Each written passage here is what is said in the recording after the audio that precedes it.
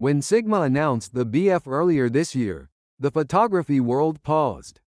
Not because it was another camera stacked with specs, but because it wasn't. It was something else, something strange, something bold, a machine that dares to call itself beautiful foolishness. The very name sets the tone. This is not a conventional camera built to compete on megapixels, frames per second, or endless menus. Instead, it is a statement, a distillation of Japanese craft, design, and philosophy into a rectangular block of aluminum. Wrapped in mystery and simplicity, but breathing with life. Unboxing the BF is an experience in itself. The outer box is gray, slightly textured, whispering a sense of quiet luxury. Embossed at its center, the Sigma emblem stands alone, no bright colors. No slogans, no noise. On the side, the words BF camera appear in clean, sharp typography, accompanied only by the small Sigma logo. It feels less like packaging and more like a ritual object, designed not to overwhelm but to prepare. Lifting the lid reveals a black tray, carefully inscribed with Sigma Aizu Japan, a declaration of origin, but also of pride. Sigma has always insisted on producing its cameras and lenses in Aizu, a quiet town in Fukushima, where craftsmanship is guarded like tradition. Even the booklet tucked inside is sewn with threads, not glued. Each page tells the story of Aizu, of hands that polish glass, of machines that carve metal, of a company that refuses to outsource its soul. On the final page, in the smallest of fonts, is the phrase printed in Japan, published 2025 by Sigma Corporation. Even the printing remains homegrown. The message is clear: the BF is Japanese to its core. Beneath the booklet rests a simple fabric pouch. No glossy plastic, no unnecessary wrappings. Pulling the pouch open reveals the BF itself, resting in silence. At first glance, it seems almost too simple, too bare. A block of metal with a circle on the front, a single button on the top, and surfaces divided between smooth matte aluminum and diamond-cut textures. But hold it in your hands and you begin to see the balance. The precision, the quiet decisions that separate design from decoration. The BF is carved from a solid block of aluminum, using CNC machining. Every edge deliberate, every texture purposeful. Half the body is smooth and calm, the other half covered in microscopic diamond cuts that shimmer under the light while also improving grip. This is not ornament, this is intention. Even the shutter button sits humbly at one corner, refusing to demand attention. Kazuto Yamaki, CEO of Sigma, explained the origin of the name in Okakura Tenshin's Book of Tea, written over a century ago. The Japanese spirit was described as finding joy and peace in what might seem foolish to outsiders. The slow rituals of tea, the small details of daily life.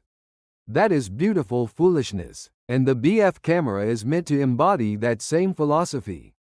A camera that does not race for the highest specs, but seeks to bring joy in the act of holding, seeing, and creating. Yet behind its minimalist skin lies surprising depth. The BF is a true full-frame mirrorless, carrying a 24.6 megapixel sensor with a native ISO that stretches from 100 all the way to 102,400. More unusually, it can extend downward, reaching ISO 6, 12, 25, and 50 numbers rarely seen in modern cameras. It allows long exposures in broad daylight without filters, or subtle explorations in near darkness. The body, compact at 388 grams, hides thoughtful engineering. There is no SD card slot, instead, 230 gigabytes of internal storage. A radical choice, limiting, perhaps, but also liberating. Enough for more than 14,000 JPEGs, over 4,000 RAW files, or hours of video. Files can be moved through USB-C, keeping the form pure and the workflow direct. There is no viewfinder either. No EVF.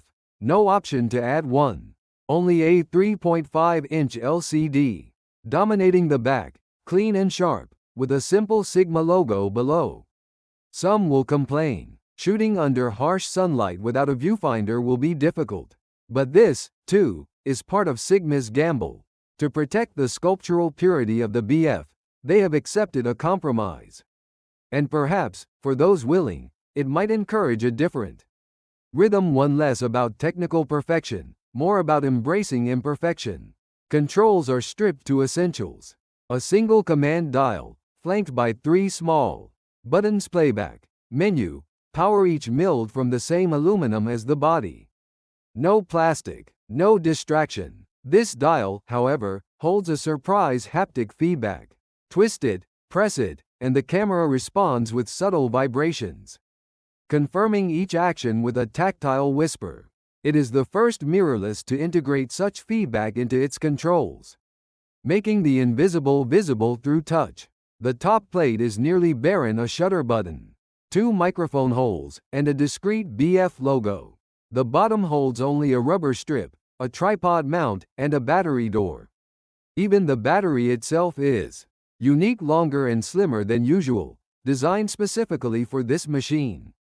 Inside, the autofocus is a hybrid system, blending phase detection with contrast detection, trained by algorithms to recognize humans, cats, and dogs, everyday companions, everyday moments. Again, not about speed or sports, but about life. And then there is the pace of production. Each BF takes 7 hours to make. Only 9 units leave the factory each day. In a world of mass manufacturing, this is almost absurd. But that absurdity is also beauty. A slow process for a slow camera. A refusal to rush. When I first held the BF, I was struck by its balance. Solid, yet light. Refined, yet raw. At 388 grams, it is lighter than most full-frame mirrorless bodies, but feels denser, more assured. It sits in the hand like an object designed not by committee but by conviction. The textures invite touch. The weight inspires trust. You want to carry it. You want to use it. Not because it promises everything, but because it promises something very specific: presence. And that is perhaps the essence of the BF.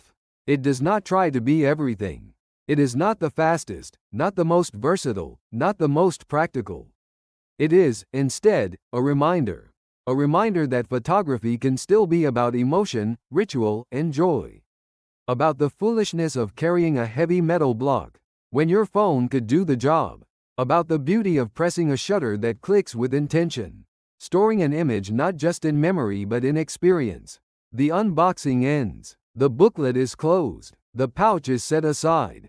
The camera rests in hand. The question now lingers: will the Sigma BF live up to its promise? Will its beautiful foolishness prove timeless, or merely eccentric? That answer lies not in spec sheets or reviews, but in the days to come, when this little block of aluminum follows us into the world and reminds us why we ever loved photography in the first place.